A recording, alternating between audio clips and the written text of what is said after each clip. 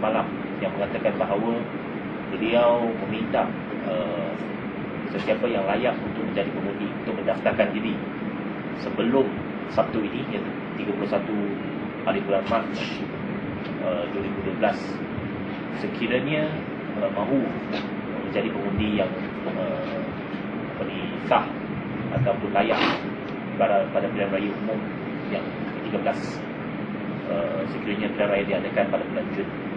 Kita melihat kenyataan ini seolah-olah pengurusi SPR sendiri preempt election itu ataupun menyatakan bahawa kemungkinan besar pilihan raya umum akan diadakan pada bulan Jun nanti. Kita melihat ini satu lagi keadaan di mana ada satu preemption bahawa katakan kemungkinan besar akan diadakan pada bulan Jun.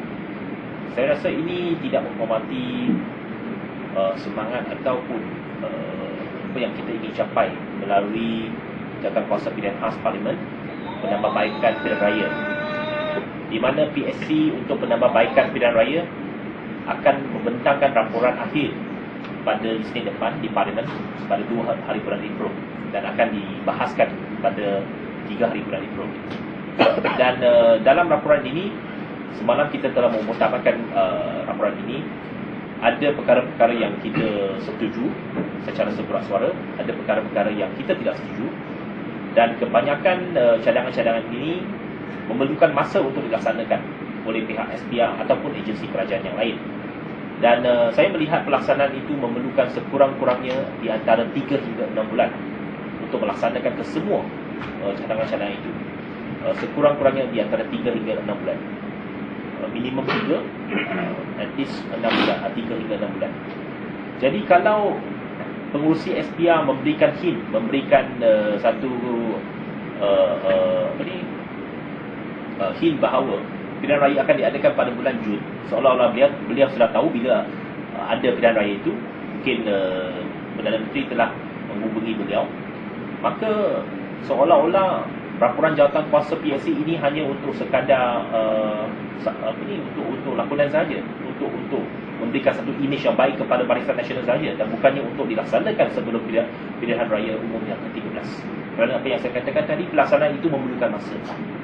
Jadi apa yang kita telah putuskan tadi, Pemuda Pakatan Rakyat, ialah mendesak Perdana Menteri supaya memberikan komitmen secara terbuka, tidak akan membubarkan Parlimen sehinggalah kesemua cadangan-cadangan yang akan dikemukakan oleh PSC kepada Parlimen nanti itu dilaksanakan, iaitu pelaksanaan terlebih dahulu, buatkan reformasi pilihan raya terlebih dahulu sebelum diadakan pilihan raya umum yang ke-13.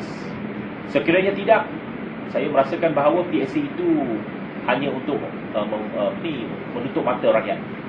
Dia bukannya untuk menambah baik sistem pilihan raya kita. Dan memang cadangan-cadangan itu telah kita putuskan semalam dan akan dibentangkan. Dan sekarang cabarannya ialah kita mahu melihat pelaksanaan. Walau apapun cadangan itu cantik, kalau tidak dilaksanakan, ia tidak akan membawa apa-apa pengertian. Dan itu yang kita mahu memberikan satu komitmen terbuka. Segala cadangan itu dilaksanakan sebelum PRU yang ke-13. Terima kasih. Ya, saya ingin tambah sedikit lagi antara perkara yang kita bincangkan agak panjang tadi ialah soal penipuan dalam pilihan raya, yang mana secara khusus kita menjurus kepada penipuan di dalam daftar pemilih, seperti mana yang telah didedahkan di dalam Parlimen oleh ahli Parlimen Pakatan Rakyat. Lebih kurang 31,294 pengundi seluruh negara telah pun dipindahkan tempat mengundi mereka dalam eksersis memperbetulkan sepadan.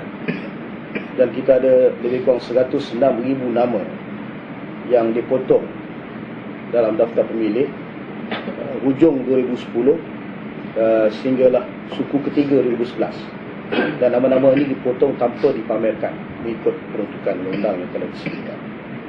Malah SPR sendiri memperakui memotong lebih kurang 70,000 lebih pengundi pada bulan September 2011 dengan alasan pengundi-pengundi ini telah pun meninggal dunia.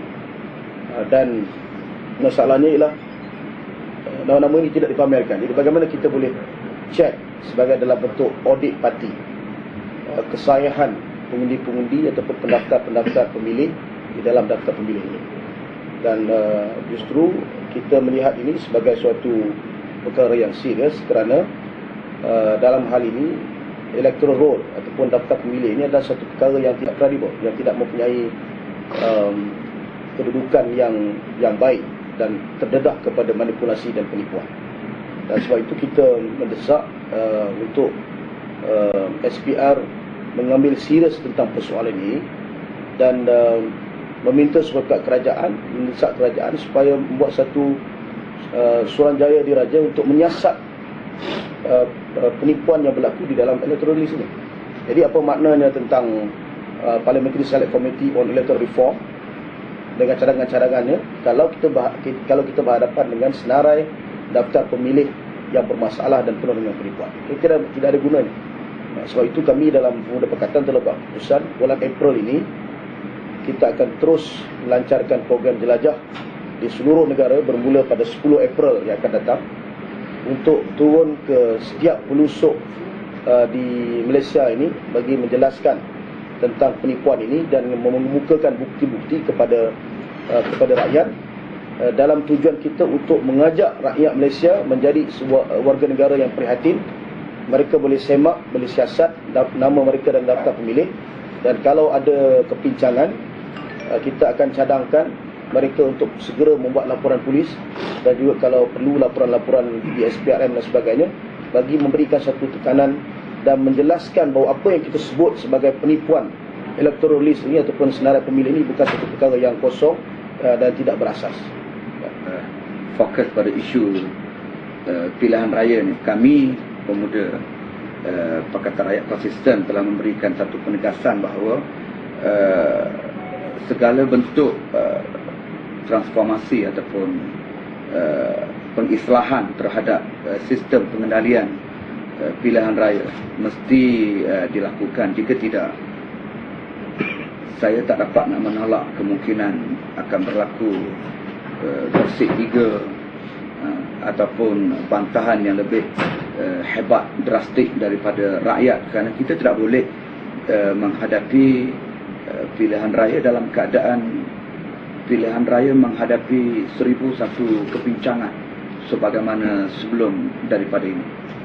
Jadi dalam tuntutan bersih 2 yang lalu kita dah senaraikan sekurang-kurangnya 8 perkara yang perlu diberikan perhatian, sehingga hari ini komitmen itu masih belum diberikan kepada rakyat. Jadi kita mengharapkan selepas daripada PSC inilah, jika sekiranya pilihan raya nak diadakan, kabinet nak dibubarkan setelah kita dapatkan komitmen tersebut.